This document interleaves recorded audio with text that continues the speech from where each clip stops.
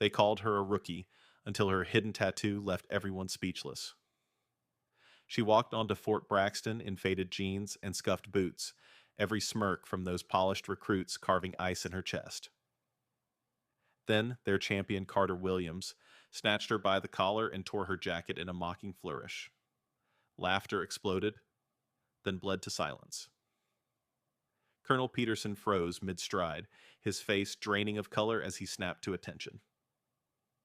Because etched across Maya Johnson's back wasn't a random tattoo, it was the symbol of a ghost program no one believed existed. Tonight, they will discover some secrets refused to stay buried. What happens next will destroy everything they thought they knew. If you've ever been dismissed, belittled, or overlooked, hit that subscribe button now, because today, you're not just watching a story, you're joining a fight for justice. Like this video if you're ready to stand up against unfairness, and drop a comment below with your worst "they never saw me coming" moment. Stay with us. What Maya reveals next will haunt those who thought they were untouchable. Maya Johnson had never felt more out of place in her life. At 22, she traded her worn denim jacket for a uniform that still hung loose on her frame, the sleeves too long, the collar frayed. Born in a cramped apartment above her mother's beauty shop in Newark, she'd learned early how the world judged a person by the cut of their clothes and the brand on their feet. Here at Fort Braxton, an imposing expanse of gray barracks and iron gates, those judgments felt amplified 1,000-fold. She remembered the look on the drill instructor's face when he measured her boots against regulation standards, scuffed secondhand, barely holding together. He barked something about waste of government property, and every recruit within earshot saw the disdain in his eyes. That disdain became a daily soundtrack in the echoed laughter of Carter Williams and his clique. In Brooke Sanders's hushed giggles as she live-streamed her arrival to thousands of followers. Even in the silent side glances of quiet Derek Nguyen, who looked at her like she belonged to another world. Maya's only lifeline was her little sister's framed photo, tucked into her locker, an anxious 9-year-old with a crooked brace on her leg and a grin that wouldn't quit. Every struggle here, every insult, every drip of humiliation pressed her back against that memory she was here for something greater than herself. She wasn't just a recruit chasing benefits or bragging rights. She was a daughter carrying her sister's hope, a young woman determined to reshape the narrative that told her she didn't belong. Across the parade ground, the buzz of fresh recruits crackled like static. Carter Williams stood at the front of his group, his polo shirt crisp, his boots polished until they gleamed. He joked about how his Army legacy guaranteed special treatment. Nearby, Brooke angled for the perfect selfie, her phone screen glowing as she filtered every frame to Insta-ready perfection. Derek Nguyen hovered wary but loyal, his collegiate athletic honors incongruous here among the starched uniforms. The morning sun carved long shadows between the drill sergeants stationed like sentries against the horizon. Staff Sergeant Wright's silhouette cut across the asphalt, his voice slicing the air with precise commands. Align. Eyes front. Show me posture. Maya slid into rank at the end of the line, counting breaths to steady a tremor that threatened to show. Each breath reminded her of 1,000 hours spent running city streets at dawn, lifting scrap weights in a basement gym, studying every movement, until her body remembered strength better than fear. Sergeant First Class Campbell circled the ranks, clipboard in hand, her hawkish gaze sweeping every face, as though she could read their pasts in their eyes. Maya watched the way her lips tightened into a thin line, the way her boots dug into the asphalt at each recruit's misstep. No favoritism here, only performance under pressure. And Maya had prepared for this moment since her mother's illness forced her to forego college scholarships. Every insult, every boot camp meme about poor recruits was fuel she carefully banked, ready to ignite. As the sergeants barked orders and recruits scrambled to obey, the air vibrated with tension and possibility. For Maya, this was more than a physical test. It was an arena of judgment where she planned to prove that determination speaks louder than designer labels, that resilience can outlast privilege, and that beneath those faded boots beat the heart of someone born to endure and to overcome. Maya's first real test arrived at the quartermaster's desk. The hulking soldier behind the counter, Corporal Gibbs, glanced at her with the impatience of a man who had seen too many recruits waste government property. "What size?" he barked. When Maya answered medium, his eyes flicked to her faded jacket before he tossed a uniform onto the table with a grunt. The shirt was 3 sizes too big, the pants hanging in baggy folds. She reached for boots, only to have him shove a scuffed pair with frayed laces into her hands. "These'll do," he muttered. As she stepped back, Gibbs rolled his eyes at his assistant. "That one won't last a week." Maya ignored the sting of humiliation she'd worn worse on her mother's shop floor. Instead, she squared her shoulders and met Gibbs's gaze, letting her calm determination speak louder than his scorn. Around her, other recruits exchanged smirks, Brooke Sanders filming the moment for her followers.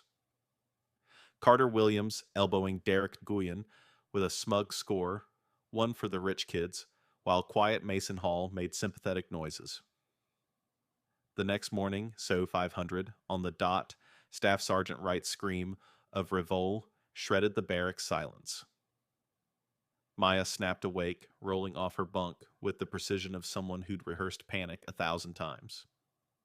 In the fragile half-light, she found uniform boots and webbing, without missing a beat, her lockdown time 90 seconds to spare. Others tumbled in a jumbled race. Lucas Green yelped when he kicked off a mismatched boot. Sophie Evans frantically braided hair she'd forgotten regulations demanded off her collar. By the time Maya formed up at the line, faces were pale breaths ragged, but her chest rose and fell in steady rhythm, her eyes locked forward. On the parade ground, Wright's drill echoed off the concrete light jog to PT Field. "Move." Maya settled into a middle-of-the-pack rhythm, every footfall a quiet reminder of 5 a.m. runs through Newark streets. Carter surged ahead, Derek charging alongside their college muscles flexing with competitive pride. Brooke gasped at Maya's passing nod. She hadn't noticed the silent girl at all until now. At the push-up station, Sergeant First Class Campbell checked her stopwatch. "Williams," she snapped. Carter dropped with mechanical grace, knocking out 68 perfect reps. Derek managed 64, his wrestling background visible in every straining fiber. When Campbell finally called Richardson, Maya's face registering only a flicker of surprise, Maya slid into position, her body a rigid plank.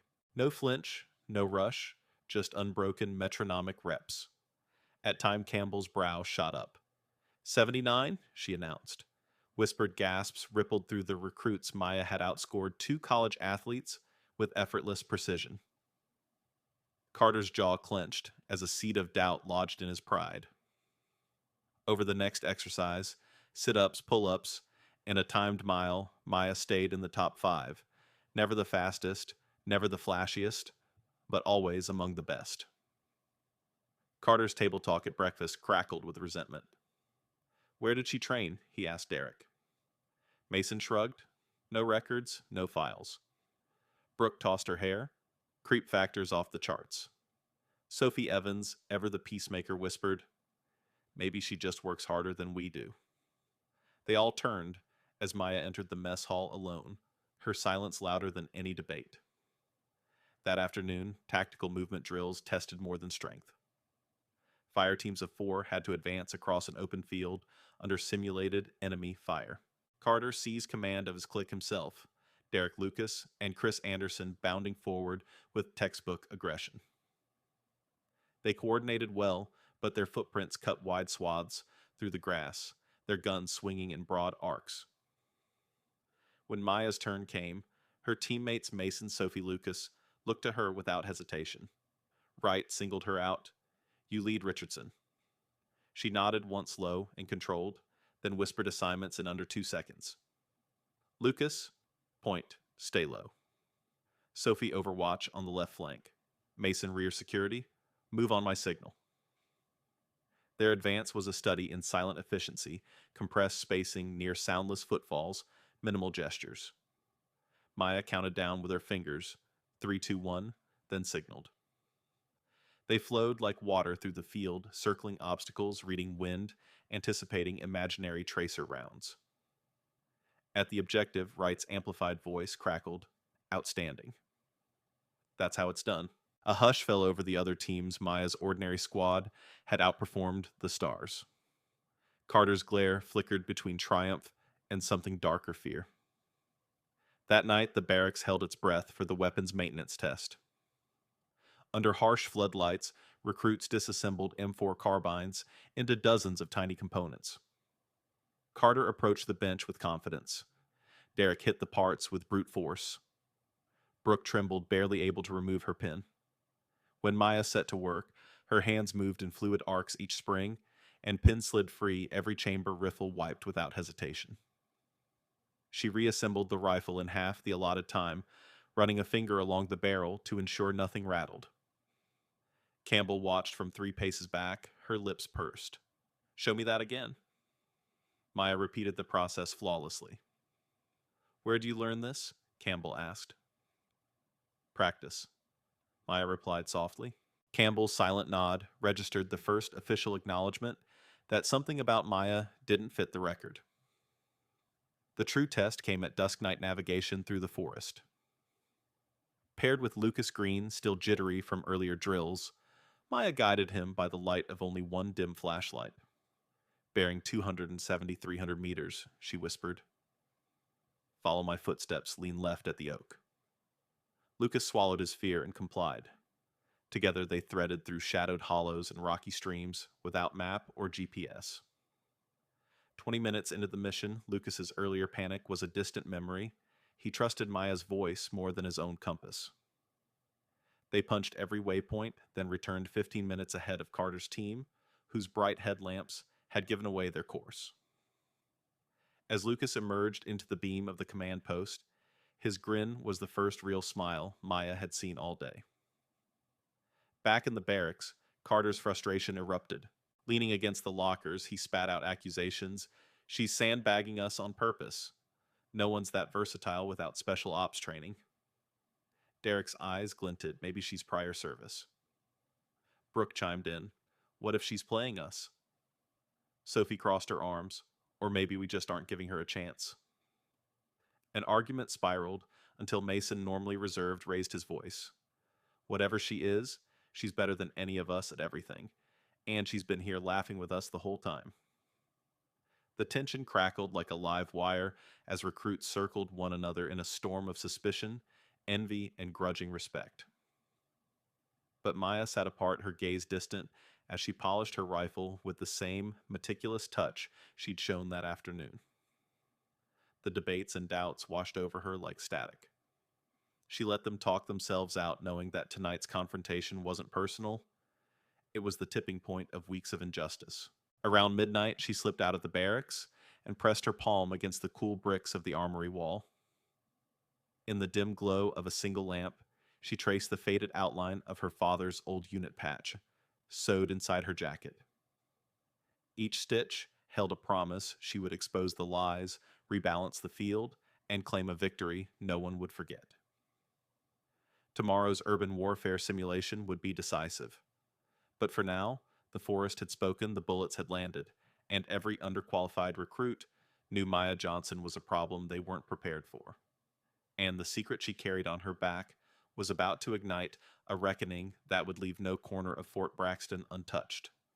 Maya lay awake under the dim red light of her barracks, heart still pounding from the night nav's success and the tension in the hall.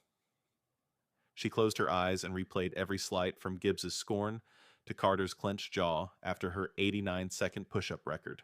It wasn't enough to be the best. She needed to force Fort Braxton to acknowledge its own prejudice. By dawn, the gears of her plan were already turning. She slipped into the armory pre-inspection. Her uniform perfectly pressed boots, polished despite last night's field exercise. Staff Sergeant Wright barked orders at the next platoon, oblivious to Maya's presence. She drilled herself on every piece of equipment she might need, Not bullets or explosives, but data. During breakfast, Maya sat near the comms terminal under the guise of checking her email. While the others scarfed down eggs and toast, she fed the base's open access network feeds into her encrypted thumb drive. Drill schedules, instructor patrol routes, even the live stream URL Brooke had set to public. By the time the platoon dispersed to their morning classroom rotations, Maya had mapped every footstep the drill sergeants would take over the next 12 hours, and the exact windows in which Carter's clique felt invincible. Next came the weapon staging area. She meticulously removed the chamber pin on her issued rifle, swapping it with the spotless spare she'd hidden under her mattress. No malfunctions would derail her plan. Then she slipped out to the supply lockers, photographing the ID tags on Carter's gear and Brooke's social media approved helmet cam. Every face, every piece of kit became a puzzle piece she cataloged in her mind. By mid-morning, the recruits were briefed on the urban warfare drill, simulated hostages, civilian role players, and 2 teams going head-to-head. Carter swaggered over, clapping Maya on the shoulder. "You ready to finally prove yourself?" he sneered. Maya's lips curved into a polite smile. "I've been ready since day one." As the teams gathered in the mock village, Maya's squad slipped into the alleyways unnoticed. She had pre-scouted the layout via floor plans and drone footage Brooke had streamed the week before. "Lucas Overwatch on that second story," Maya whispered, pointing at a window with a chipped shutter. "Sophie, disable the comms node in the supply shed 5 steps to your left." While Carter's team blasted through the front door in textbook breach and clear fashion, Maya's group circled behind, patched through their earpieces so only they would hear. The moment Carter's grenades detonated, Maya gave the signal, and Sophie's silenced pistol bit through the speaker wires, plunging the building's internal comms into static. The real pivot came when Maya triggered the hidden live stream Brooke had mockingly set up for best fails of boot camp. As Carter's team celebrated their breach on camera, Maya hijacked the stream, cutting Brooke's filter settings and replacing her goofy smile with the cold reality of every insult Carter had lobbed footage, of Gibbs tossing Maya's boots aside, Brooks mocking poor recruit, captions Derek's uneasy glances. At the same time, she activated the Armory's intercom system, broadcasting live to every drill sergeant, "Attention all personnel. You have judged a recruit by her clothes, then by her performance. Now judge her by her truth." The mock terrorist holding the hostages froze. So did Carter, who watched in disbelief as his carefully choreographed assault became a viral confession of his own arrogance. Drill instructors pivoted from laughing at Brooks' failed selfie to staring at the security monitors in shock. No one moved. Maya took that moment of stunned silence to slip into the building through the rear vent she'd reconnoitered. Inside, she found the emergency override panel, a red lever used only in real crises, and pulled it. The alarm blared. Lights strobed. All simulations stopped, instantly replaced by genuine panic. In the chaos, Maya guided her team through the civilian role players, ushering them to safety while Carter's team floundered under real stress. Sergeant Campbell stormed in, eyes ablaze. "What the hell is going on?" she demanded. Maya held up her badge number. "The real crisis is that you trained for everything but this accountability." Campbell hesitated as drills dissolved into questioning recruits and live video feeds flooding every screen. The intercom crackled with Maya's final message. "Your judgment failed me. My record proved you wrong. Now prove you right by owning your failures." Within minutes, Commander Griffin and Colonel Peterson raced to the mock village's command center. Carter stumbled in helmet askew, trying to salvage authority.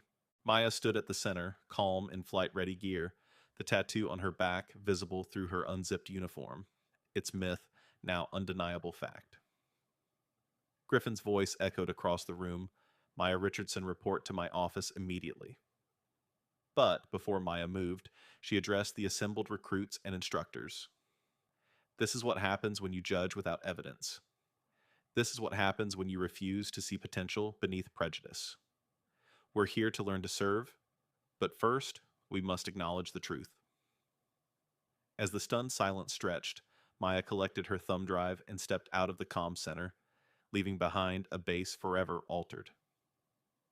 Her plan had unfolded with precision intelligence and justice, exposing every hidden bias, every taunt, and every flinch of doubt. When the gates of Fort Braxton closed that evening, they did so on a reality that no uniform could conceal. Maya Johnson had turned the system's own structure into her stage, and the world had been forced to watch her truth play out in real time. The reckoning had begun. The moment the alarm shrieked, Maya's team sprang into action. Sophie grabbed the first civilian role player's arm, her voice calm. This way. Follow us, eyes down. Lucas formed a human shield, with his body ushering the group through a side corridor she'd scouted earlier. Mason jammed the door's electronic lock with a paperclip-thin shim, buying precious seconds as echoes of boots and shouts grew louder. In the main hall, Carter's team panicked. Brooke fumbled her Kamet's battery, dying in her sweaty palm. Carter barked orders, his voice cracking. Clear the hallway move, but the corridor split into two narrow passages, exactly as Maya had planned. Carter hurled a grenade into the wrong corridor, the blast fizzing harmlessly against a reinforced wall. His men dove for cover as dust and shock waves rattled ceiling panels. Maya signaled Sophie, who triggered a remote switch beneath her sleeve. Floodlights snapped on overhead, bathing the hall in harsh white glare. Carter squinted against the glare, angrily ripping off his helmet. Who set these lights? We're blind. At that moment, Lucas lobbed a smoke canister behind them, its plume filling the cavernous space with thick gray clouds. Carter coughed, fumbling for his comms, but his radio crackled only with static. Sophie had already severed the comms node earlier. Isolated, disoriented, his team scattered like prey without a pack. Maya led her squad through a maintenance hatch. She'd pried open tiny digits of doubt etched on her face as she emerged into the village square.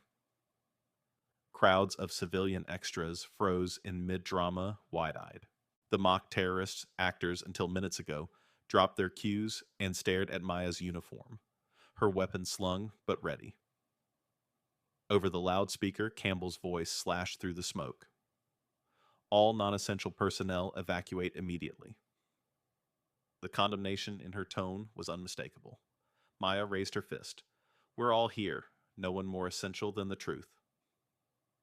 From the rooftops, drone cameras whirred as Brooke's live feed flickered back, on this time relaying Maya's face to every screen in the base.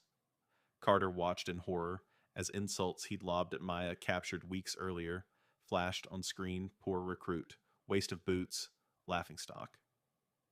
His chest tightened, heat flooding his cheeks. Maya stepped forward, voice measured. You judge me by my jacket, by my boots, by my silence. She peeled back her jacket sleeve to reveal the black hawk tattoo that curved along her spine, Sullivan's emblem. The audience gasped as the camera zoomed in on the intricate wingspan and cryptic symbols. Carter's face went ashen. Derek staggered back against a wall. Brooke dropped her phone. Maya continued. This is the mark of every recruit whose potential you crushed with stereotypes. Today, it's mine. She swept her gaze across the stunned ranks of drill sergeants and recruits alike, daring anyone to meet her eyes. For a heartbeat only, the alarms and drones filled the air. Then, as if rehearsed, every instructor pivoted their uniforms sturdy against the chaos. Sergeant Campbell advanced toward Maya, arms crossed, lips pressed into a thin line. Explain yourself, she demanded. Maya's response was a slow smile. You taught me how to follow orders. I'm here to teach you how to lead with integrity. Behind her, Lucas guided the civilian extras to safety, while Sophie snapped the lock on the supply shed, sealing away the tools that Carter's team had hoarded for priority use. The final piece clicked into place when Mason activated the village's PA system. Maya's voice boomed, justice isn't given, it's claimed. And I'm taking it back for every recruit you ever broke. The thunderous roar of applause was unexpected. A handful of recruits, those who had trained alongside Maya, stepped forward, their own doubts replaced by conviction. Derek's eyes welled as he nodded Carter's closest allies, turning in solidarity. Even Brooke lifted her phone again, tears blurring her once perfect filter. Command vehicles screeched to a halt at the village perimeter. Commander Griffin emerged, her posture rigid as steel. She locked eyes with Maya, then surveyed the assembled recruits, the instructors, the impromptu audience of peers. In that charged silence, Maya holstered her rifle and offered Griffin a steady salute. Griffin's hand hesitated at her brow, then dropped into a crisp return. No one spoke as the smoke cleared.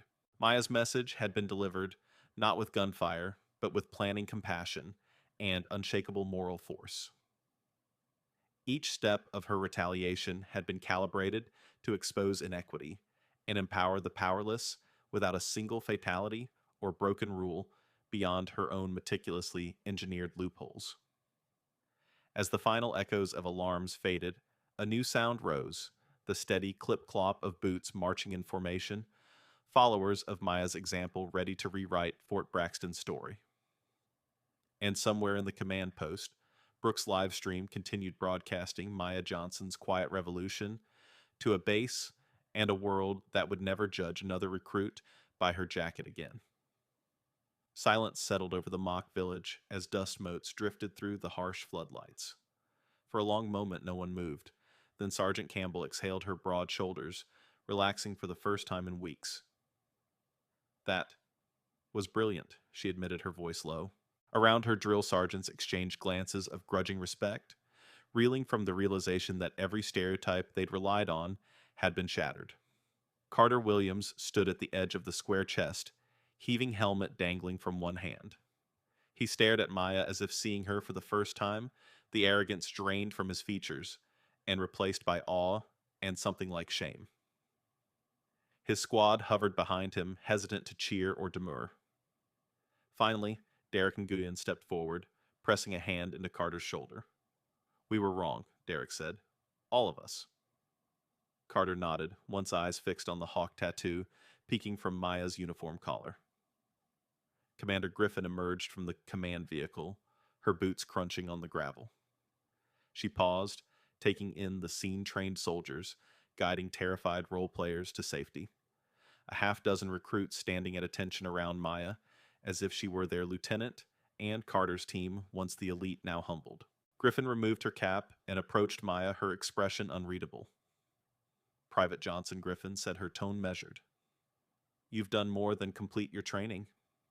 You've forced us all to confront our own failures." She hesitated, then tucked a silver badge into Maya's chest pocket. The emblem gleamed against the matte fabric. "For extraordinary leadership and moral courage, I'm awarding you the Soldier's Cross." A murmur rippled through the recruits.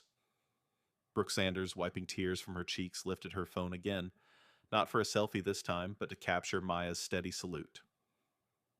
Mason Hall let out a quiet whoop that was echoed by Lucas Green, whose earlier panic had been replaced by newfound confidence. Sophie Evans simply beamed pride, lighting her face. In the aftermath, Carter stayed at Maya's side, voice hushed. "Thank you," he said, "for showing me what it means to be a soldier." Maya nodded, her gaze drifting toward the horizon, where the first streaks of dawn were already lighting the sky. "We did this together," she replied. "Every one of us has to own it." Weeks later, Fort Braxton's training roster bore a new entry, Justice Integration Program. Maya's name topped the list of instructors, alongside Sergeant Campbell and Staff Sergeant Wright. The base newspaper ran a front-page story, "Boot Camp Revolutionized by Recruits' Steely Resolve." Carter and Derek led small groups of fresh recruits through the obstacle course, recounting Maya's strategy as a blueprint for true leadership.